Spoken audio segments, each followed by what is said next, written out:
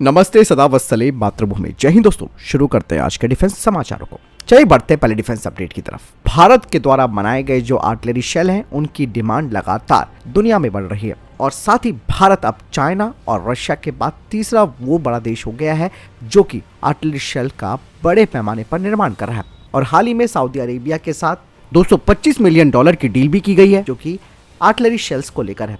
और इसी के साथ एक प्राइवेट इंडियन कंपनी को भी यूएस आर्मी की तरफ से एक बड़ा ऑर्डर मिला है उनके बाय मॉड्यूलर चार्जर सिस्टम के लिए, जो कि एक क्रूशल प्रोपेलेंट होता है 155 mm के आर्टिलरी गन्स के लिए। दरअसल यहाँ पर जो भारत निर्मित एमुनेशन है वो नेटो कंपैटिबिलिटी का है, क्योंकि इस वक्त दोस्तों जंग की वजह से जो आर्टिलरी शेल्स हैं उनकी कमी देखने को मिली है। और आपने देखा होगा कि कुछ वक्त पहले किसी तीसरे देश के द्वारा यूक्रेन में भारत निर्मित जो आर्टिलरी शेल्स हैं उनका इस्तेमाल किया जा रहा है। लेकिन आप सब जानते हैं कि भारत इस युद्ध से बिल्कुल अलग है, इसीलिए भारत किसी भी पक्ष को हथियार आपूर्ति करने से इनकार करता रहा है। लेकिन दोस्तों कड़ी सुरक्षा होने के बावजूद भी यूक्रेन से जो वीडियो मिला था उससे पता चलता है कि कुछ भारत निर्मित जो आर्टिलरी शेल्स हैं, जैसे कि मैंने बताया कि तीसरे पक्ष के द्वारा इस युद्ध क्षेत्र में पहुंचाए गए हैं। हालांकि दोस्तों कंपनियां इस चीज को लेकर सावधानियां तो बरतती है, लेकिन जो एक्सपोर्ट किया गया एमुनेशन है वो अगर विदेशी धरती पर पहुंच जाता है तो वहां से वो आसानी से यूक्रेन पहुंच जाता है।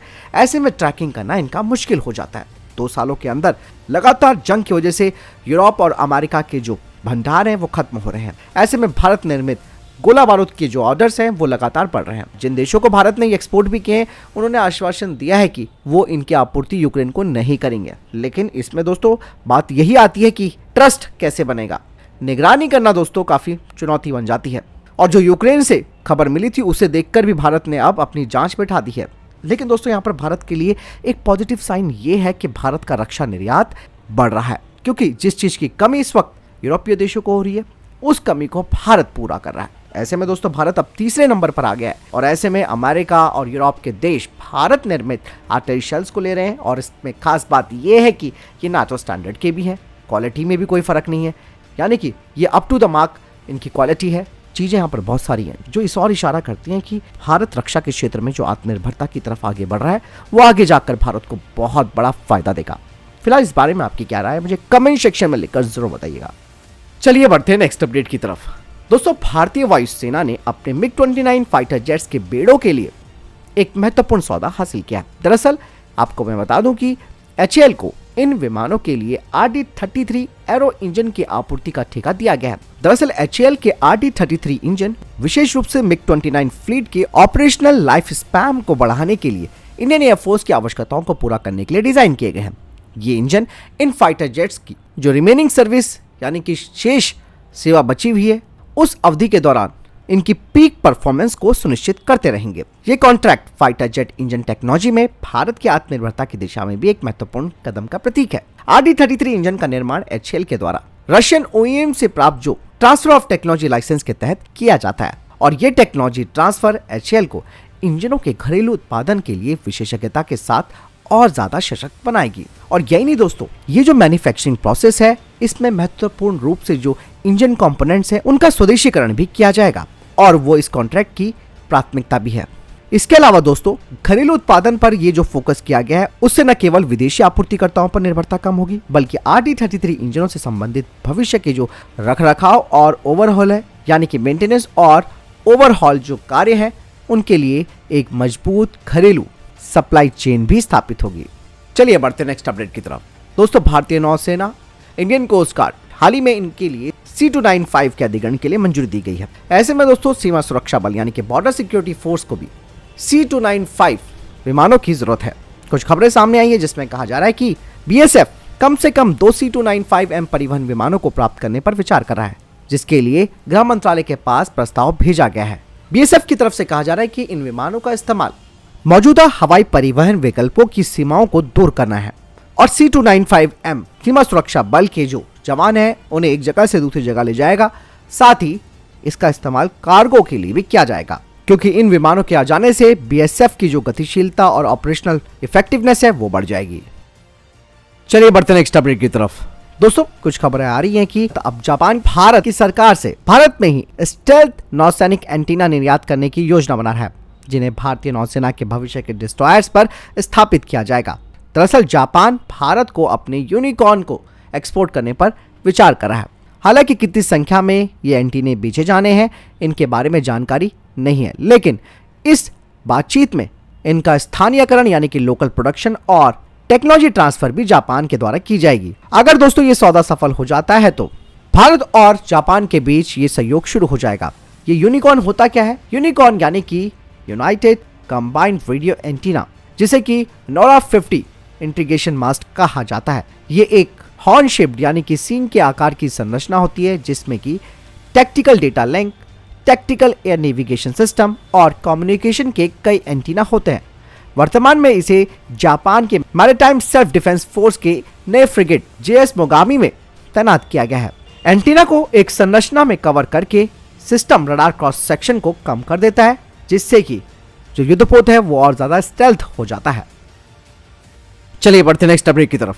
आप सब जानते हैं कि कैमिकाजी ड्रोन मॉडर्न वॉरफेयर में काफी महत्वपूर्ण हो जाते हैं। ऐसे में दोस्तों भारत पीछे रहने वाले देशों में नहीं है और भारत के केरल आधारित इनोवेटर्स ने portable track and kill suicide drone के लिए पेटेंट हासिल कर लिया है। दिखने में कैप्सूल या स्मार्ट ग्रेनेड जैसे दिखने वाला ये इनोवेटिव जो डिवाइस है ये डिस्टिंक्टिव फोल्डेबल और डिप्लॉयबल मैकेनिज्म पर काम करता है और इसकी इंजीनियर्स एंगेजमेंट स्ट्रेटेजी इसे बाकी की ड्रोन टेक्नोलॉजी से अलग करती है। इसको बनाने वाले वैज्ञानिकों ने कहा कि ये portable track and kill suicide drone है। ये युद्ध की रणनीति में एक बड़े बदलाव का प्रतिनिधित्व करता है। साथ ही उन्होंने दावा किया है कि पैदल सैनिक इस अत्याधुनिक ड्रोन को प्रभावी ढंग से ऑपरेट कर सकते हैं। बता दें कि इसका क्वाड प्रोपेलर डिजाइन है जो कि गाइडेंस और इलाके के आकलन के लिए तैयार किए गए बिल्ट इन कैमरे के द्वारा ट्रेलर्ड है। और ये जो हैंड पोर्टेबल कैमिकाजी ड्रोन है ये भारत के लिए एक बड़ा गेम चेंजर होने वाला है। इसका कॉम्पैक्ट साइज और वर्सेटाइल कार्य क्षमता इसे जमीनी यानी कि ग्राउंड फोर्सेस के लिए एक दुर्जय संपत्ति के रूप में स्थापित करती है, जो कि युद्ध के मैदान पर बड़ी हुई सिचुएशनल अवेयरनेस और टेक्टिकल क्षमताओं की पेशकश करेगी। लक्ष्यों को तेजी से तैनात करने और उन पर हमला करने की अपनी क्षमता के साथ ये ड्रोन आधुनिक युद्ध संचालन में सटीकता का एक नया आयाम पेश करेगा। चलिए बढ़ते नेक्स्ट अपडेट की तरफ। दोस्तों आपको बता दें कि आईडेक्स यानी कि इनोवेशन फॉर डिफेंस एक्सीलेंस के तहत अदिति 1 चुनौती पेश की गई है, यानी कि अदिति 1 चैलेंज, जिसमें कि विशेष रूप से हाई एल्टीट्यूड ऑपरेशन के लिए डिजाइन किए गए 2-मैन टैक्टिकल एयर व्हीकल के विकास के लिए प्रस्ताव मांगे गए हैं। और ये जो नया विमान है वो पर्सनल एरियल व्हीकल की श्रेणी यानी कि PAV में आता है और इलेक्ट्रिक वर्टिकल टेक ऑफ और लैंडिंग तकनीक का उपयोग करता है।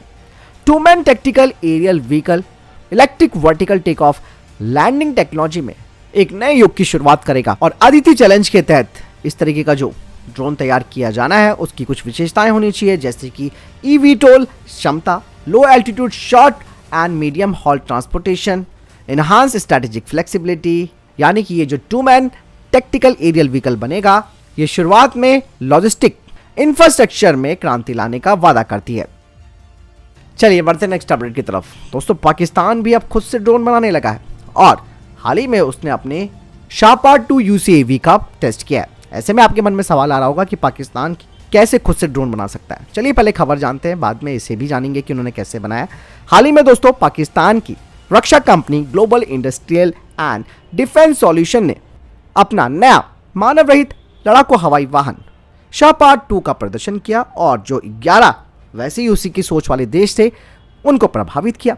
यह medium altitude long endurance drone के रूप में कैटेगराइज किया गया है, जो कि 14,000 फीट की ऊंचाई पर उड़ान भरने में सक्षम है और इसने अपने प्रदर्शन के दौरान जमीन पर मार करने वाली गाइडेड मिसाइल बुर्ग को भी दागा। और ये जो एडवांस UCAV कहा जा रहा है ये पिछले मॉडल यानी कि शाहपार 1 की सफलता पर आधारित है।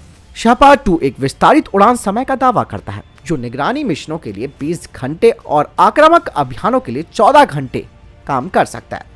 इसे बनाने वाली पाकिस्तानी कंपनी ने यह दावा किया है कि इसकी क्षमता और लागत बहुत बेहतर है, जिसे कि आसानी से उनके सहयोगी देश खरीद सकते हैं। लेकिन आपको मैं बता दूं कि ये जो UCAV बनाया गया है वो तुर्की की मदद से बनाया गया है, क्योंकि इनके पास खुद की अपनी कोई टेक्नोलॉजी तो होती नहीं है। इनको चाइना से ये टेक्नोलॉजी मिलती है और अब तो तुर्की इनके साथ काफ़ी टाइम से खड़ा है। तो मैं आपको बता दूं कि तुर्की के बैराकटर टेक्नोलॉजी निर्मित बैराकटर TB2 और चाइना के CH-4 इन दोनों की तकनीक का इस्तेमाल करके उन्होंने इसे तैयार किया है, ताकि अपनी जनता यानी कि अपनी आवाम को यह बताया जा सके कि पाकिस्तान भी अपने देश में अत्याधुनिक हथियारों का काम कर रहा है।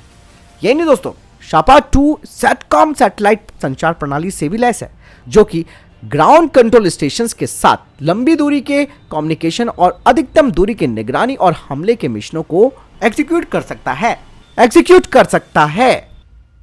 दोस्तों, भारतीय वायुसेना HAL के साथ बातचीत कर रही है, जिसके तहत existing Sukhoi 30 MKI fighter jets के जो इंजन है उनका मिड लाइफ चेंज किया जाना है, जिसमें कि HAL 240 नए AL-31 FP इंजनों का निर्माण और आपूर्ति करेगा।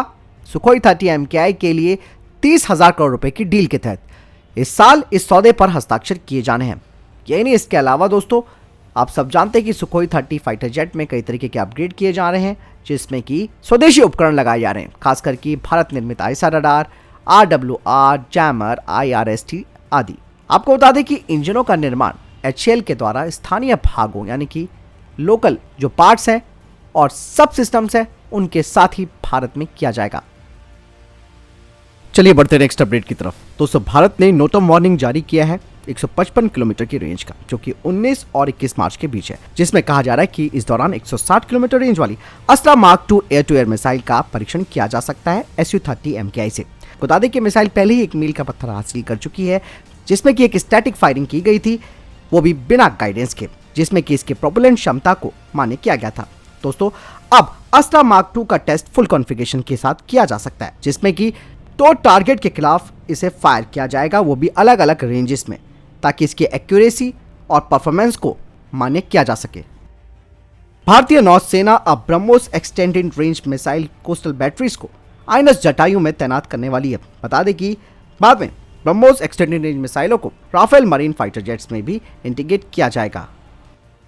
चलिए बढ़ते नेक्स्ट अपडेट की तरफ। दोस्तों, भारतीय नौसेना की एक टीम जर्मनी के संक्रिप्ट मरीन सिस्टम का दौरा करेगी, जिसके तहत जहां पर यह टीम टाइप 214 सबमरीन का जायजा लेगी, जो कि प्रोजेक्ट 75I के लिए है। इसके अलावा भारतीय नौसेना की जो टीम है वो टाइप 212 सबमरीन्स को भी देखेगी, जो कि AIP से लैस है, और इसका प्रेशर हल और जो कोर है वो नॉन मैग्नेटिक स्टील से बना है, जो कि इसे और ज्यादा स्टेल्थ बनाता है। स्पेन दोस्तों अपनी AIP सिस्टम का परीक्षण अगले कुछ महीनों में करने वाला है, और अगर ये जो इंस्पेक्शन है वो सफलतापूर्वक हो जाता है तो आगे ये डील नेगोशिएशन की तरफ बढ़ेगी। तो फिलहाल ये थे अभी तक के टॉप डिफेंस अपडेट्स। वीडियो के संबंध में कोई प्रश्न जवाब आपको कोई सवाल है, कमेंट सेक्शन में लिखकर जरूर पूछ सकते हैं। मिलता हूं नए वीडियो के साथ, चैनल जरूर सब्सक्राइब कीजिएगा। जय हिंद, वंदे मातरम।